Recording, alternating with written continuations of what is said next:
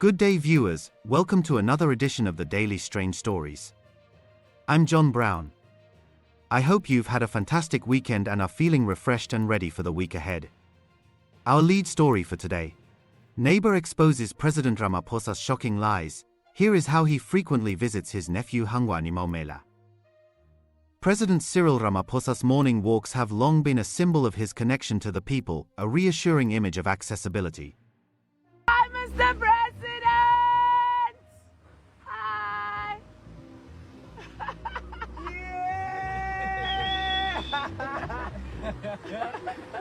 Bro, don't let that coolest motherfucker, like, I hate him so much, but like, But what if those walks led him down a path far more treacherous than the public knows?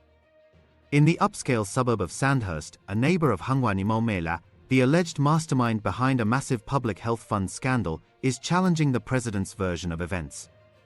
This isn't about a casual nod or a brief exchange at the gate. This resident claims Ramaphosa's visits to Maumela's mansion were frequent, deliberate, and far more involved than the president has admitted.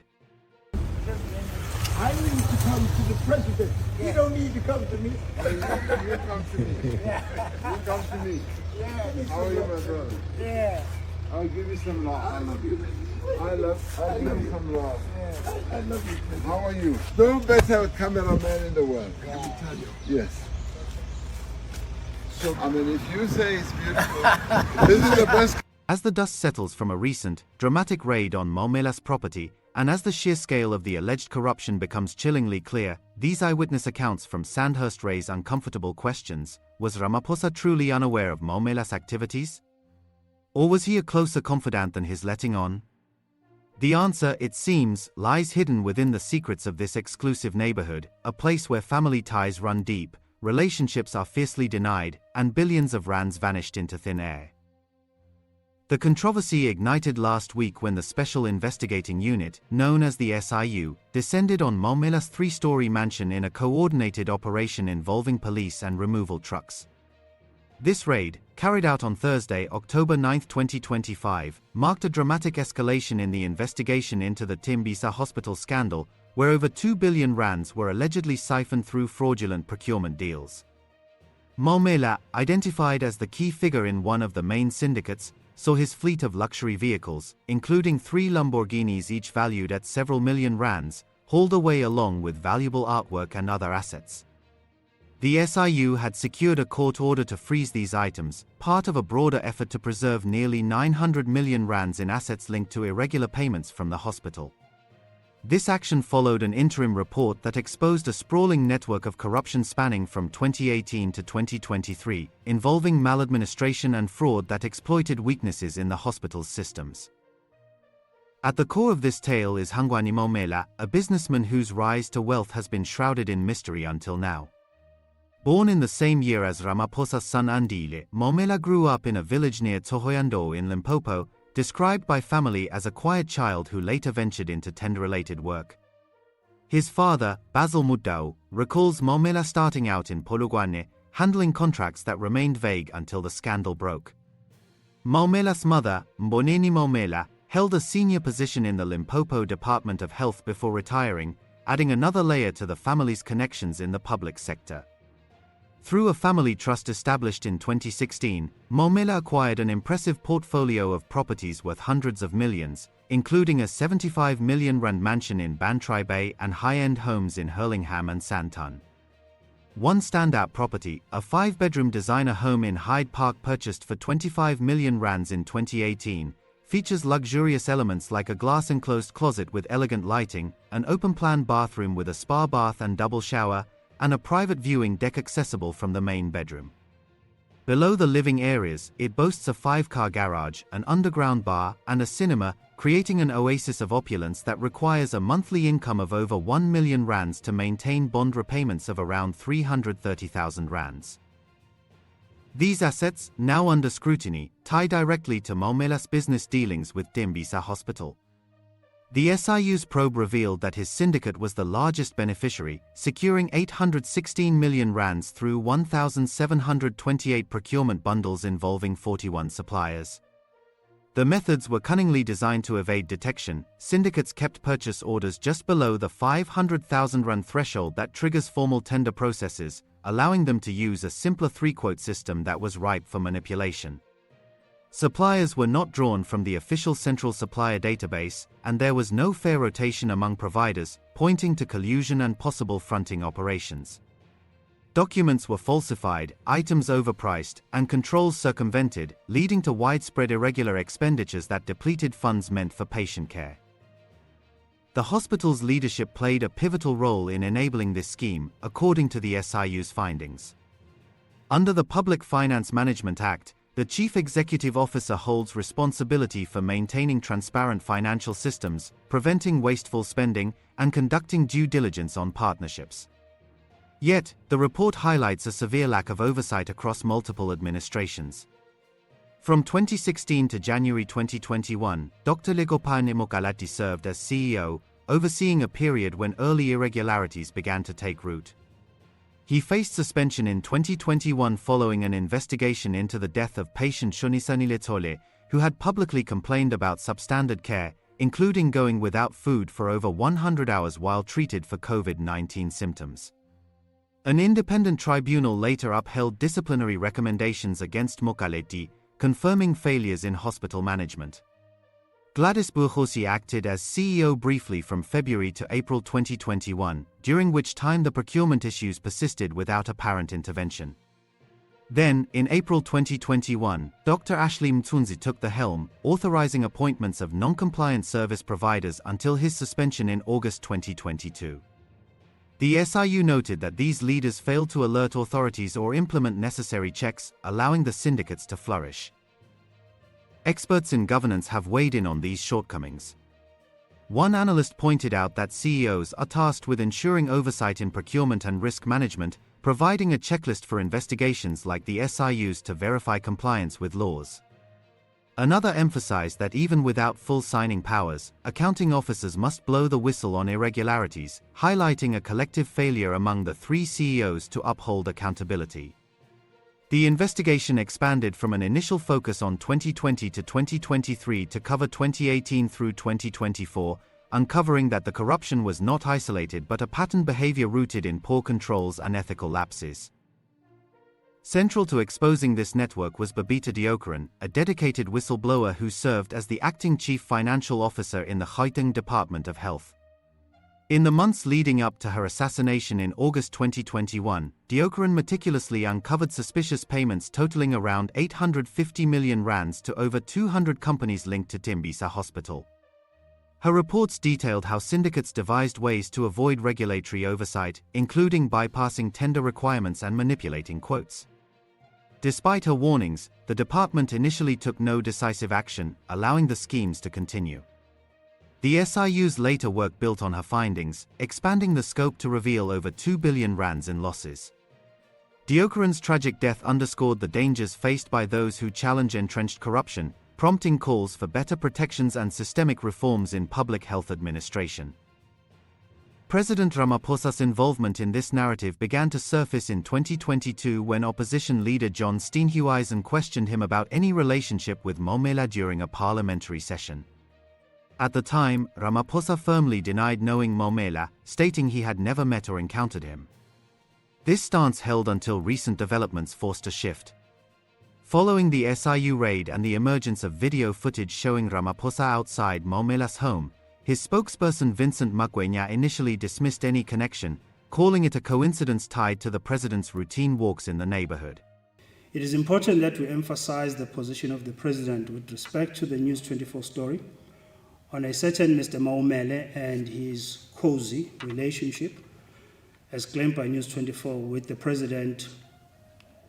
And we do find the headline misleading, and the president's position on the matter is as follows. To the extent that Mr. Maumela is the son of the president's ex-brother-in-law, the president has no further knowledge of Maumela, nor has he ever had any relationship with him. Beyond being cousins, the president's son, Andela Ramaposa, has no close ties with Maumela. In the exercise and fulfillment of his constitutional powers, the President remains duty-bound to always act in accordance to the Constitution and his oath of office. This he does without any fear or favor. Proclamations are never signed on the basis of individuals involved. The Special Investigating Units and Special Tribunals Act No. 74 of 1996 sets out guidelines in which the President may exercise his powers. The President considers each and every application by the SIU on its merit, and he will certainly sign such a proclamation should the SIU, as it so often does, motivate for the need for such an investigation. Rarely has any president refused an SIU request for an investigation. It will be extraordinary for President Ramaposa not to sign a proclamation. The President does not have any knowledge of Mr. Maumela's business dealings. Neither was he aware of his involvement with the Tembisa Hospital or any other state entity. As stated, the President has no relationship with Maumela. And lastly, the President still maintains the position that immediate action should have been taken by the Gauteng provincial authorities in dealing with the maladministration that Ms. Babita Deokaran flagged and in providing her with the necessary protection. The President expects law enforcement agencies to conduct the investigations without any fear or favor, regardless of who may be involved, and to arrest those who were party to malfeasance and in the murder of Ms. Deokaran. Makwenya emphasized that Ramaposa did not frequent the house and that Maumela was not part of his immediate family. Colleagues will have seen a video that's been doing the rounds on social media purporting to place the President at Mr. Hangwani Maumela's home. We would like to therefore address the falsehoods that have been spread through this video showing the President with a well-known radio DJ, commonly known as Thibo Touch, outside Hangwani Maumela's home. The video shows four gentlemen, namely Deputy Minister Jomo Spear, who at the time was a special advisor to the President. And this video was taken or recorded on the 29th of September 2023.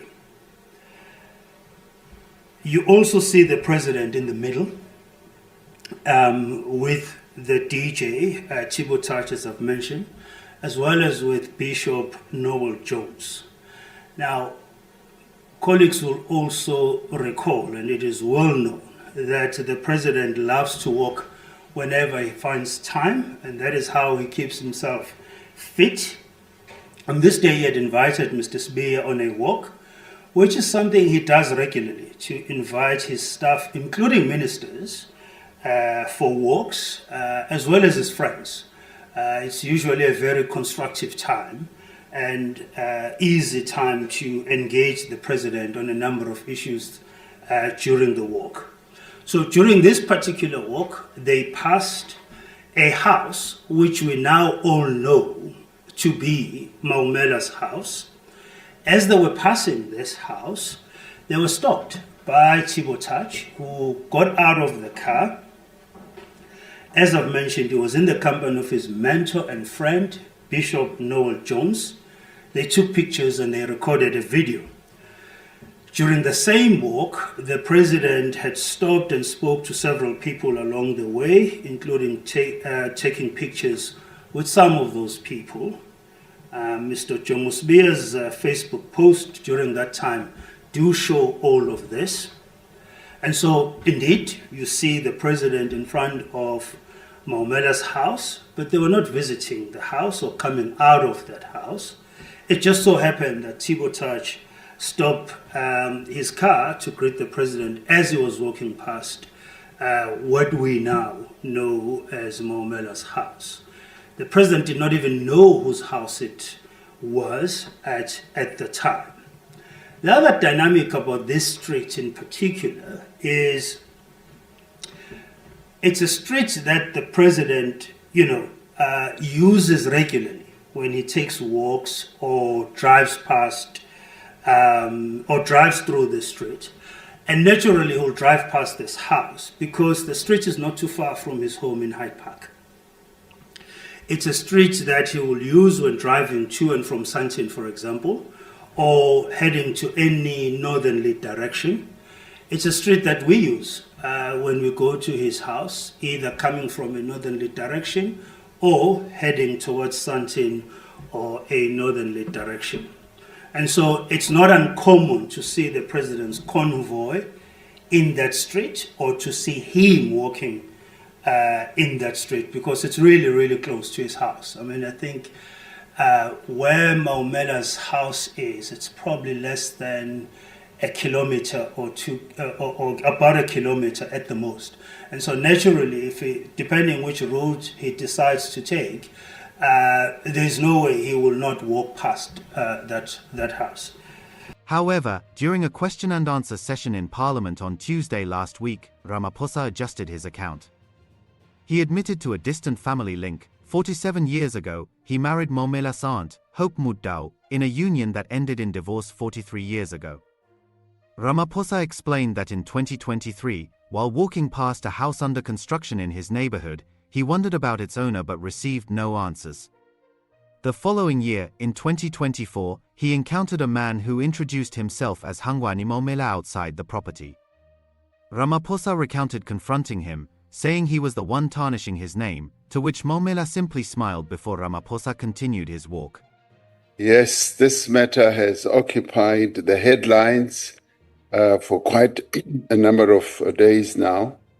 My spokesperson, Mr. Vincent Magwenya, addressed the media yesterday in response to what they say was a video and a photograph. And he focused on that and he explained what is my relationship or at all with this person. Now, 47 years ago, I got married to his father's sister, his aunt. We divorced 43 years ago. And when I said to Honorable Steenhuisen in 2022, when he asked whether I knew him, I said I did not know him because I had never encountered him, I had never seen him, and that was gospel true. Now, later in 2023, as I was walking in the street in my neighborhood, I walked past a house, as Mr. Magwenya said. I'm now promoting him to a minister. As Mr. Magwenya said yesterday, I was walking in a street where I usually walk, and even this morning, coming here, my convoy drives past that house. There are 2 entrances to where I live, or 3, and it is the thoroughfare, the way where we drive and where I also walk. So in 2023, I was walking, as Mr. Magwenya said, with one of my colleagues who was my then advisor, who is now a deputy minister, taking a walk in the morning. And I often say, when people say, we want to meet you, Mr. President, I said, no, come at 6 o'clock. Come and walk with me. And then you will have me for an hour and a half as we do our 10-kilometer walk or so. So I was walking with Mr. Sibia, and as we were walking past a house which I saw in construction for quite a while, and I kept asking, whose house is this? It is a massive house. And I wanted to know whose house it is, and I never got the information. So walking there, a car comes past, and I always mispronounce this person's name, Tibo Touch or something like that. He gets out of the car with another gentleman, He wants to talk to me, to photograph, and all that. So we stop. And now we are against the wall of this massive house. And that's where the photograph happens and the video. So then the allegation is the person who was in the photograph is Maumela. It was not Maumela. It was Mr. Thibault Touch and Mr. Jones from the United States, I later learned. So there was this brouhaha that, yes, I visit his home on a regular basis and so forth. I can say I walk past that house when I go on my walks. Now, in 2024, so it should be known, because Mr. Magwenya only focused on this photograph. In 2024, I am walking on that same street, and a person comes out of this house and he greets me. And as I often meet people, I ask them, who are you? He says, I am Hangwani Maumela. And that's how he introduces himself to me. And I say, so you are the Maumela who is putting my name into disrepute. And he smiles away. And now I've encountered this person, and I walk away, and I walk to my home.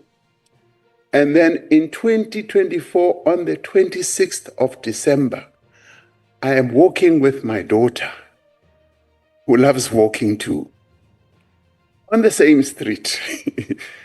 And there this young man comes out and he says, hello, Ramaposa. My mother is here. Can you say hello to her? And I say, who is she? He says, it's Hangwani Maumela.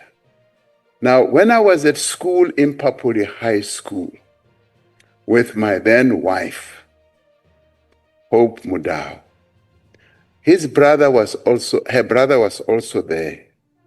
And later I got to know that this Mboneni and this, my wife's brother, my former wife's brother, they hooked up. And as they hooked up, they had a child. And this is now Hangwani Maumela, whom I did not know. But I know his mother because we were at school together. So he says, my mother is here. Can you say hello to her? And she is coming out of the yard towards the main gate. And as she's wearing a gown, a morning gown. And I immediately say, I can't allow her to come into the street with a morning gown. And I go towards the gate and I greet her. And I say, how are you? How have you been? That's the sum total of it all. And I walk away. Now, when I walk around, I'm often greeted by people. One time I was walking in a street in Parkhurst. And as I was walking, here comes a man with his two children. And he says, Mr. President, can we take a photograph with you? And I say, no, that's fine. I pose, they take a picture. Little did I know that he is going to send a message on the street WhatsApp group, which said, the president is walking in our street. So I continue walking. I see people coming out and greeting. But then the reason I mention this is that there is a woman who opens the gate, closed gate of her yard. She's got two children. She says, Mr. President, can I take a picture of you and my children? But she's wearing a morning gown. I don't want her to come into the street. So I move towards the gate, slightly inside the gate, so that she can take a picture. So this is what often happens to me. I'm going to write a book about my morning encounters with South Africans, because some of them are quite interesting and exciting. So this is how this Maumela fellow then gets into this whole drama, because his aunt, who is my former wife of 47 years ago, is his aunt. And he is really not my relative as such. So I have encountered him, and you can make what you like of it. Do I deal with him? No. Do I meet him and sit down with him? No. Do I visit him at his house? No. Am I appalled at the allegations that are being made against him? Yes, I am appalled. And as I walk past that house, I know that that house was built with the money, as it is alleged, that was not properly acquired. And it is money that should have been spent on the health of our people. So the SIU has taken action, and I applaud that. And that is why I say we are making progress. The Special Investigating Unit is reclaiming stolen money, and we must support them and applaud them for the work that they are doing. Thank you. These admissions marked a departure from earlier denials, raising questions about consistency.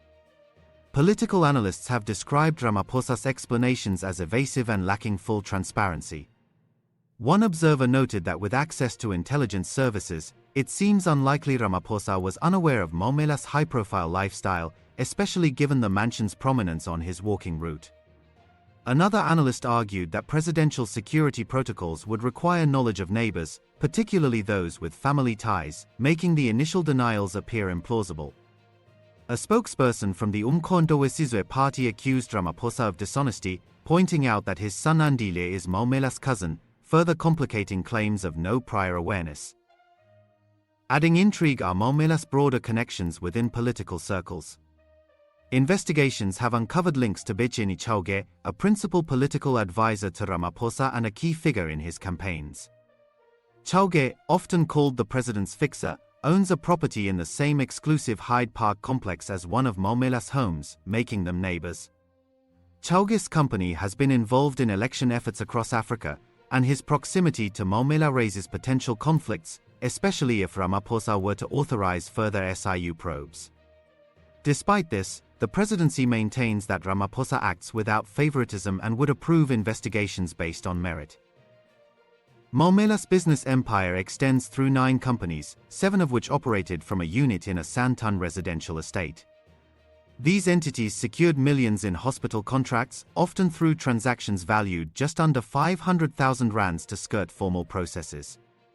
Links to other suppliers, such as Banjo Trading and supplies directed by Teboko Sebokoti, suggest a wider network, with shared addresses indicating possible coordination.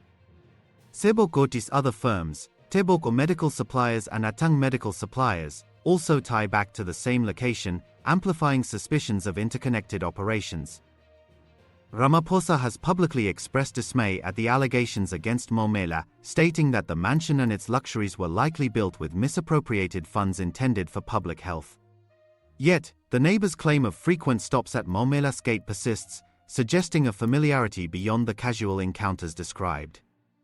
This resident observed Ramaposa pausing at the property multiple times during walks, a detail that Makwenya did not address despite repeated attempts for comment. The scandal's roots trace back to Deokaran's brave efforts. Her analysis of 60,000 department emails identified 12 entities linked to the Maumela family among the suspicious suppliers, with one payment run alone totaling nearly 36 million rands. She flagged overpricing and bypassed processes, warning of politically connected figures manipulating the system. Following her death, the Gauteng Department of Health faced scrutiny for inaction, leading to suspensions of officials like CFO Leretmejo, who later resigned, and Mtuns. An investigative series exposed these delays, revealing how syndicates entrenched themselves in the procurement unit. With the SIU pressing forward, the full extent of the scandal may yet reveal more connections and consequences. What do you think? Is President Ramaposa telling the truth that he has only met Maumela twice?